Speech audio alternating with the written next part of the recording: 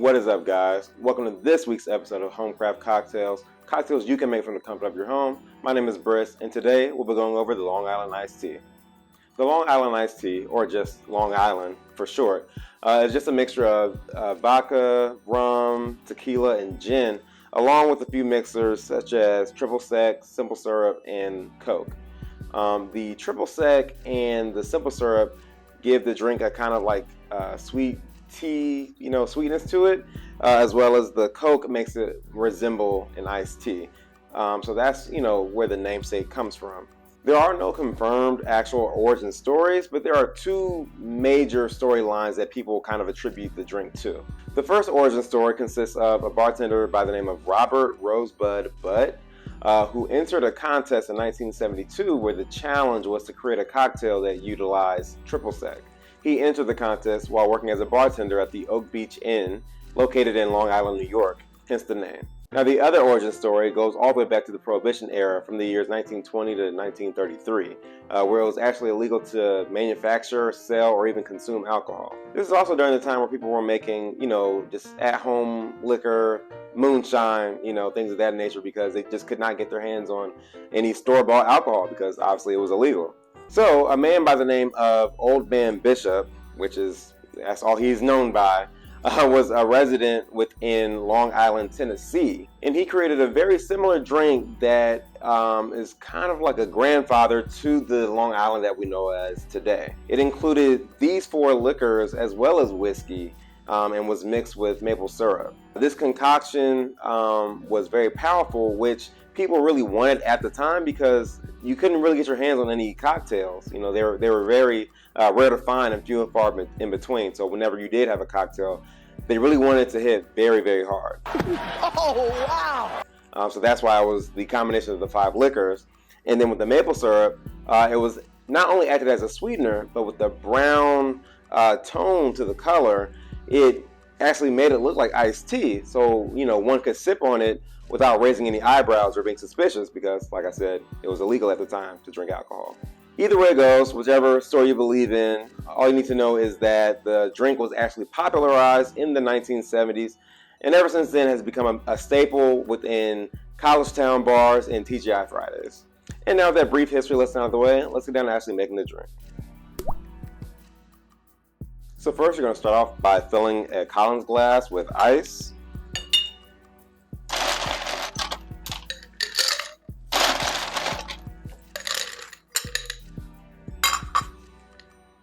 Like that.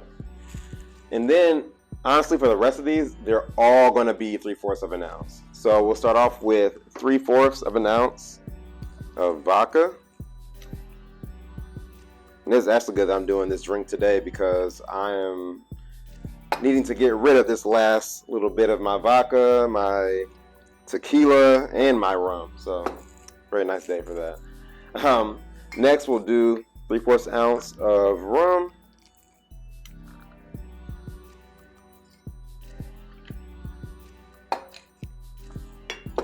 And we're just going to go down the line here.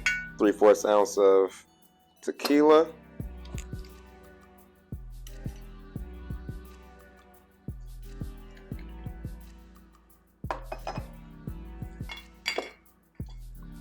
3/4 of an ounce of gin.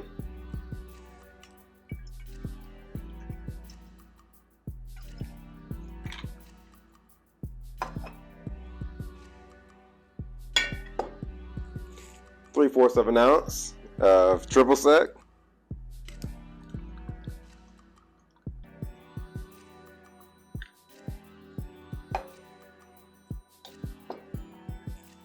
Three-fourths of an ounce of simple syrup.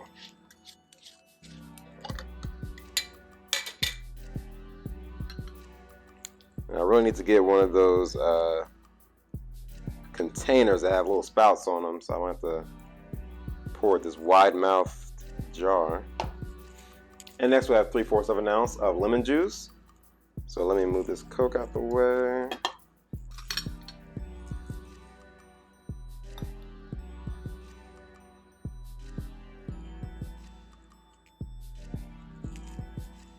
After your lemon juice, then we'll top it off with Coke.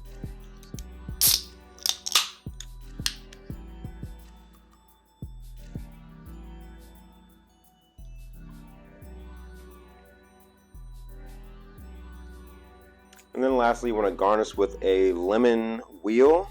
You can also do a lemon wedge, which you would stick inside of the glass, but I don't even have enough room to even fit that in there, so we're going to do a wheel. So a really big lemon. Oh. Never mind. I'll just probably just do a lemon slice. I didn't really think that wheel would be that big, so.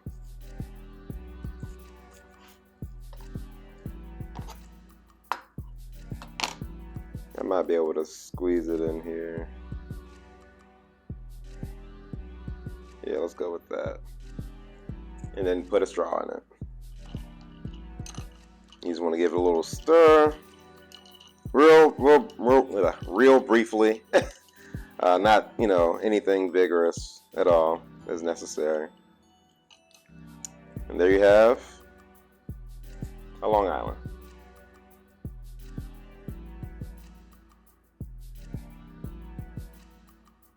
I know I've already sipped it down just to make sure it wasn't too full at the top, but now that we have our drink, let's give it a little taste. Man, so first off, Long Islands can be a deadly combination just because of how good they taste and, quite frankly, how strong they are.